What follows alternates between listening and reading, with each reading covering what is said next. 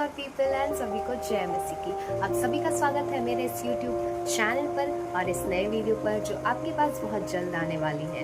तो आज का जो हमारा टॉपिक होने जा रहा है जिस पर हम बात करेंगे वो है पर्पस इन रिजेक्शन, यानी कि ठुकराए जाने में भी उद्देश्य छुपा है। ठीक है, और ये वाला जो टॉपिक है ये बहुत लोगों के लिए इम्पोर्टेंट होने वाला है, क्योंकि मोस्टली जो लोग हैं वो बहुत ज़्यादा ये चीज़ को सोचते हैं कि वो रिजेक्ट कर दिए गए हैं, ठुकराए गए हैं हर जगह से। और अगर आप वो इंसान है जो हर जगह से ठुकराए गए हो, रिजेक्टेड फील किए गए हो, तो ये संदेश आपके लिए है। तो आज का जो संदेश है वो है तो बहुत ही ज़्यादा लंबा, जिसे मैं कुछ मिनटों में ज़रूर से आपको समझाऊंगी और ये भी समझाऊंगी कि आखिर परमेश्वर की नज़रों में ये जो रिजेक्शन है, ये जो ठुकराया जाना है, ये परमेश्वर की नज़रों में कैसा है, परमेश्वर अपनी नज़र में इसे किस तरीके से देखते हैं और परमेश्वर इसे कैसे ट्रीट करते हैं। ठीक है, तो इसे जानने के लिए, इन सारी बातों को जानने के लिए मेरा ये वीडियो आप ध्यान से अंत तक देखिएगा, ताकि आपको समझ में आए कि आखिर रिजेक्शन के पीछे पर्पस कैसे होता है। एक पर्पस छुपा होता है हर एक रिजेक्शन के पीछे, तो वो आज हम समझेंगे। परमेश्वर के नजरिए को समझेंगे कि उनका नजरिया ठुकराए जाए हुए लोगों के लिए कैसा है। ठीक है, तो आइए जानने की कोशिश करते हैं कि आखिर ठुकराए जाने के पीछे उद्देश्य कैसे होता है और परमेश्वर का नजरिया इन पर क्या है। तो आइए सबसे पहले हम देखेंगे एक ऐसे व्यक्ति को जो कि हम सभी जानते हैं उसके बारे में, और उसकी कहानी मोस्टली बहुत लोगों तक पहुंची है और बहुत लोग इसे अच्छे से जानते हैं इसकी कहानी को, पर तभी मैं शॉर्ट में बताती हूँ। तो वो है यूसुफ। हम जब उत्पत्ति की किताब को पढ़ते हैं तो हमें यह पता चलता है कि याकूब का एक बेटा है जो यूसुफ नाम का है। और यूसुफ जब छोटा था, 17 साल की उम्र का था, तब उसने 2 सपने देखा था, और जो उनके सपने थे वो उसने अपने भाई से जाके शेयर किया। उनके जितने भी भाई थे उनसे उन्होंने जाके शेयर किया, और उस सपना में कुछ ऐसा परमेश्वर ने उसे विजन दिया था कि उसको बताने के बाद उसके भाइयों के अंदर जेलसी आ गई थी, यानी कि जलन आ गई थी कि ये अब हमारे ऊपर राज्य करेगा क्या। और उस जेलसी के साथ ये लोग क्या किए कि अपने भाई को बेचे, यानी कि यूसुफ को बेचे, और इसे एक बेचने के बाद उसे एक गड्ढे में भी डाला गया जिसमें कोई पानी नहीं था। एक ऐसा गड्ढा जो कि खाली था, उसमें उसे डाला गया। यहाँ तक कि यूसुफ के ऊपर आरोप भी लगाया गया था, जो कि पोतीफर की पत्नी ने लगाया था, उस पर आरोप भी लगाया। और फिर इतना सब कुछ होने के बाद यूसुफ ने बहुत चीज़ों को झेला, यहाँ तक कि अपने खुद के भाइयों से जलन, ईर्ष्या, और फिर उसके बाद खुद के भाइयों से इतना ज़्यादा उसे दिखाया गया कि अपना होके भी उसे पराया फील किया गया कि वो लोग उसको बेच डाले, यहाँ तक कि उसको गड्ढे में भी डाल दिए। और फिर जब उस पर आरोप लगाया गया, इतना सब कुछ होने के बाद भी जो उसे स्वप्न में दिखाई दिया था वही चीज़ उसके सामने पूरी हो जाती। और जो भी सपना था, जो आप सभी जानते हैं, उसको मैं डिटेल में नहीं बताऊंगी, वो सपना जो था परमेश्वर ने पूरा किया, यानी कि जो विजन परमेश्वर ने उसे दिखाया था वो सत्य हुआ और वो सच में प्रकट हुआ उसके जीवन में। और यूसुफ वहाँ का प्रधानमंत्री बन गया, यूसुफ एक प्रधानमंत्री बन गया। यहाँ तक कि यूसुफ जब वो सपना भी देखा था तब भी वो नहीं सोचा था कि मेरे साथ ऐसा कुछ होगा, परंतु जब उसने कष्ट को झेला, इतने सारे दुखित दिनों को झेला, इतना सारा घर से भी निकाल दिया जाना, अपने भाइयों से घृणा और ईर्ष्या, ऐसा सब कुछ हुआ, तब भी उसने ये नहीं सोचा था कि मेरा ये जो मैंने विजन देखा था ये कभी सच होगा। लेकिन जब सही समय आया, परमेश्वर ने वही किया जो परमेश्वर चाहते थे, क्योंकि यूसुफ को हर जगह से ठुकराया गया, लेकिन हर ठुकराए जाने के पीछे एक उद्देश्य होता है जो कि परमेश्वर हमारे लिए रख छोड़ते हैं। और इस रिजेक्शन के पीछे भी एक पर्पस था परमेश्वर का कि उसे प्रधानमंत्री बनाना है, और इस कारण वो सफल हुआ और एक प्रधानमंत्री बन गया। ये तो बस पहला इंसान था जो हम देखते हैं। और जो दूसरा व्यक्ति है वो है मूसा, यानी कि मोसेस, और उसके बारे में हम सब जानते हैं कि वो एक लेवी का लड़का था, और उसकी माँ ने एक टोकरी में रखकर उसे बचपन में ही उसे नील नदी में बहा दिया था। और हम सब जानते हैं कि जब वह बड़ा हुआ तो उसने एक मिस्री इंसान की भी हत्या की थी, यानी कि घात किया था उसको, और वो बोलने में निपुण था, और यहाँ तक कि उसका मुंह और जीभ जो था भद्दा था, यानी कि वो दुबलाता था और सही ढंग से शब्दों को नहीं बोल पाता था। तो ऐसे लोग जो मतलब कि एकदम ठुकराए गए थे, यानी कि ये ऐसा था कि जिसने कोई भी नहीं सोचा था, परंतु परमेश्वर ने इसे इजराइलियों का एक लीडर बनाया जो मिस्रियों के देश से लेकर यानी कि मिस्र के देश से लेकर इन्हें इजराइल तक पहुंचाया। यानी कि परमेश्वर ने मूसा को चुना, मूसा जैसे ऐसे हथियारे को जिसने एक मिस्री की हत्या की थी और यहाँ तक कि वो बोलने में भी निपुण था, परंतु परमेश्वर ने उसे चुना कि अपने प्रजा के लोगों को वही बचाए और वही उन्हें उस जगह से निकाल लाए। तो हम ये सबसे यही समझते हैं कि ठुकराए जाने पे परमेश्वर हमें उस चीज से जज नहीं करता, परंतु जब हम ठुकराए जाते हैं या किसी के द्वारा रिजेक्ट होते हैं तब परमेश्वर हमें उठाता है। और इसके लिए हम एक वचन पढ़ना चाहेंगे जो कि है लूका 14:11, लूक चैप्टर 14:11। क्योंकि जो कोई अपने आप को बड़ा बनाएगा वह छोटा किया जाएगा, और जो अपने आप को छोटा बनाएगा वह बड़ा किया जाएगा। ये परमेश्वर का वचन कहता है कि जो कोई अपने आप को छोटा बनाएगा वो बड़ा किया जाएगा। यानी कि जब यूसुफ अपने आप को इतना रिजेक्टेड फील कर रहा था, ठुकराया गया फील कर रहा था, तब परमेश्वर ने यही वचन को इस्तेमाल करके उसे ऊंचा उठाया। और हम सब जानते हैं कि मूसा के साथ भी यही हुआ, मूसा भी ऐसा था, लेकिन परमेश्वर ने उसे उठाया। परमेश्वर ये नहीं देखता कि हम ठुकराए गए हैं, परंतु परमेश्वर उन्हें उठाता है जो एकदम निचले स्थल में रहते हैं और जो एकदम अपने आप को छोटा करके रहते हैं, नम्रता के साथ रहते हैं, उन्हें ही उठाता है।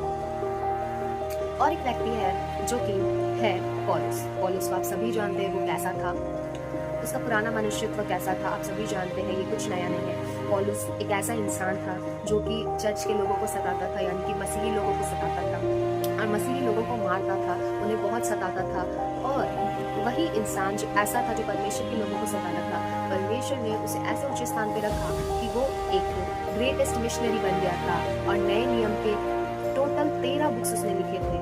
और इससे हम लोग को समझ में आता है कि पौलुस जैसा इंसान, यूसुफ जैसा इंसान और मूसा जैसा इंसान जो कि इतने कठिनाई से गुजरा दोनों का दिन, और फिर वो लोग को सब कोई ठुकराए, यहाँ तक कि उनके घर के लोगों ने भी उनको ठुकराया, तब भी उनका जो रिजेक्शन था उसके पीछे एक पर्पस था।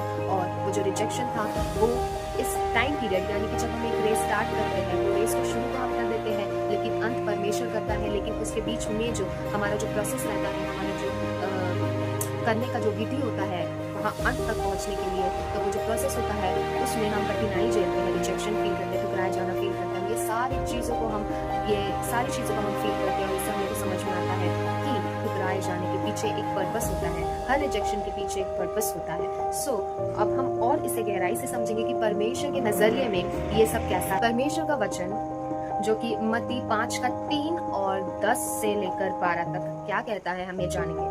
बाइबल कहती है कि धन्य है वे जो मन के दीन हैं, क्योंकि स्वर्ग का राज्य उनका है। धन्य है वे जो धर्म के कारण सताए गए हैं, क्योंकि स्वर्ग का राज्य उनका है। जब लोग मेरे कारण तुम्हारी निंदा करें और सताए और तरह तरह की बुरी बातों को तुम पर झूठ बोले, तब तुम धन्य हो, आनंदित और मगन हो, क्योंकि स्वर्ग में तुम्हारा प्रतिफल महान है। यानी कि परमेश्वर का वचन हमें साफ साफ बताता है कि जो मन के दीन होते हैं स्वर्ग का राज्य उन्हीं का है। धन्य है वे जो धर्म के कारण, यानी कि धर्म के कारण जो लोग सताए जाते हैं वे लोग धन्य हैं, क्योंकि स्वर्ग का राज्य उनका ही है। जब लोग परमेश्वर के कारण तुम्हारी निंदा करें और सताए और तरह तरह की बुरी बातें बोले, यहाँ तक कि लालचन लगाए और बुरी बुरी बातें बोले, तुम्हें ठुकराए और ये सब बातों में तुम पर झूठ बोले, तब तुम धन्य हो। ठीक है।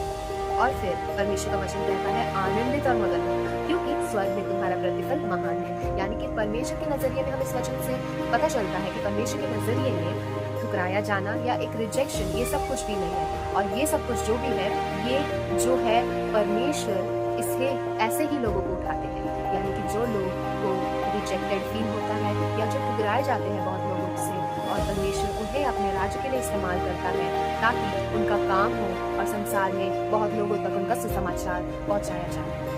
हम और एक वचन पढ़ेंगे जो कि है तीतुस 3:1-6, यानी कि टाइटस चैप्टर 3:1-6। तो पढ़ेंगे। लोगों को सुधि दिला कि हाकिमों और अधिकारियों के अधीन रहें और उनकी आज्ञा मानें और हर एक अच्छे काम के लिए तैयार रहें। किसी को बदनाम ना करें, झगड़ालू ना हो, पर कोमल स्वभाव के हों और सब मनुष्य के साथ बड़ी नम्रता के साथ रहें। क्योंकि हम भी पहले निर्बुद्धि थे और आज्ञा ना मानने वाले और भ्रम में पड़े हुए और विभिन्न प्रकार की अभिलाषाओं और सुख विलास के दासत्व में थे और बैर भाव और डाह करने में जीवन व्यतीत करते थे और घृणित थे और एक दूसरे से बैर रखते थे। पर जब हमारे उद्धारकर्ता परमेश्वर की कृपा और मनुष्यों पर उसकी प्रेम प्रकट हुआ, तो उसने हमारा उद्धार किया, और यह धर्म के कामों के कारण नहीं जो हमने आप किए, पर अपनी दया के अनुसार नए जन्म के स्नान और पवित्र आत्मा के हमें नया बनाने के द्वारा, जिसे उसने हमारे उद्धारकर्ता यीशु मसीह के द्वारा हम पर अधिकार सुन दी। तो ये वचन हमें बताता है कि हम भी एक दिन निर्बुद्धि थे, पर अब जब हमें थोड़ा ज्ञान आ गया है तो हमें किसी भी ऐसे लोगों को जज नहीं करना चाहिए जो कि अभी अपने ही प्रोसेस के टाइम में थे। जैसे मैंने कहा था, जब हम एक रेस स्टार्ट करते हैं, फिनिश लाइन जो होता है, जो अंत होता है, वहाँ परमेश्वर रहता है, जो कि परमेश्वर ही हमारे जीवन में हमारा फल प्रकट करता है कि हमारा जो प्रोसेस था, कैसा प्रोसेस था, पेन के साथ था, ठुकराए हुए जीवन के साथ था, रिजेक्शन के साथ था, हर एक जगह से लेफ्ट आउट फील करने वाला जगह से था। तो परमेश्वर हमें क्या करता है, जब हमें उठाता है तो तब हमें ऐसे लोगों को जो ऑलरेडी अभी भी प्रोसेस में ही चल रहे हैं, उनके बारे में हमें ऐसी बातें और उनका न्याय नहीं करना चाहिए, क्योंकि हम भी पहले निर्बुद्धि थे और आज्ञा न मानने वाले और भ्रम में पड़े और विभिन्न प्रकार की अभिलाषाओं और सुख विलास के दासत्व में थे और बैर भाव और डाह करने में जीवन व्यतीत करते थे और घृणित थे और एक दूसरे से बैर रखते थे। पर जब हमने नया जीवन पाया तो ये सारा चीज हट गया। तो इस समय को ये समझ में आता है मेरे लोगों कि हमें कभी भी किसी को जज नहीं करना चाहिए, क्योंकि हो सकता है कि अभी भी वे लोग अपने प्रोसेस में चल रहे हैं और फिनिश लाइन अभी तक आया नहीं है। परंतु जब फिनिश लाइन आएगा तब जरूर से परमेश्वर उनके जीवन में बड़े बड़े काम करेंगे और उनके द्वारा परमेश्वर झलकने पाएंगे और भी लोगों के ऊपर। ठीक है, और एक लास्ट वचन जो कि मैं पढ़ना चाहूंगी वो है लूका 20:17, यानी कि लूक चैप्टर 20:17। जिस पत्थर को राजमिस्त्रियों ने निकम्मा ठहराया था वही कोने का सिरा हो गया। यानी वही पत्थर जो राजमिस्त्रियों ने निकम्मा ठहरा के ये कोई काम करनी है, ये लगेगा नहीं कहीं, पर वही कोने का सिरा हो गया, यानी कि वो ही मुख्य पत्थर हो गया जिसके बिना और वो बिल्डिंग खड़ी नहीं हो सकती। तो मेरे प्यारों, हमें इस वचन से, इस टॉपिक से ये समझ में आता है कि हर एक रिजेक्शन, हर एक ठुकराया जाना, उसके पीछे एक पर्पस होता है, उसके पीछे ऐसी बड़ी बात छिपी होती है जो परमेश्वर हमारे द्वारा दिखाना चाहते हैं कि इतने संकट से होकर भी, इतने परेशानियों से होकर भी, इतने जूझने के बाद भी मेरा जो बेटा या बेटी है वो इस स्थान पर खड़ा हो सकता है, यहाँ से इस स्थान पर खड़ा हो सकता है। और परमेश्वर हमेशा हमारे फिनिश लाइन में रहते हैं। प्रोसेस जो की है, जो हमारा रेस है, पूरा जब तक नहीं होता तब तक बहुत कठिनाइयाँ आती है जीवन में, बहुत प्रॉब्लम्स होते हैं, सेल्फ डाउट होता है, जो कि अपने आप में डाउट करना होता है, संदेह करना होता है। लेकिन जब हम फिनिश लाइन में पहुंचते हैं तब होता है असली चीज, यानी कि जब हम हर चीज को पार करते हैं तब परमेश्वर उसका प्रतिफल हमें देता है। क्योंकि जो कोई अपने आप को बड़ा करता है वो छोटा किया जाएगा, और जो कोई अपने आप को छोटा बनाता है वो बड़ा किया जाएगा। आई होप, मैं आशा रखती हूँ कि आप सभी को समझ आया होगा, जिससे मैंने बहुत ही शॉर्ट तरीके में आपको समझाने की कोशिश की कि आखिर ये है क्या और परमेश्वर की नजरों में ये आखिर क्या चीज है, और परमेश्वर अपने नजरिए में इसे कैसे देखते हैं। और हर एक रिजेक्शन के पीछे पर्पस होता है, क्योंकि परमेश्वर हमेशा उन लोगों के लिए जो ठुकराए जाते हैं उनके लिए बड़ा काम करता है, और वे हमेशा ही अपने जीवन में सफल होते हैं। यही मेरा छोटा सा एक वीडियो था। नम्रता के साथ मैं विदा लेती हूँ और मिलते हैं नेक्स्ट वीडियो में। तब तक के लिए सभी को जय मसीह एंड प्रेज गॉड।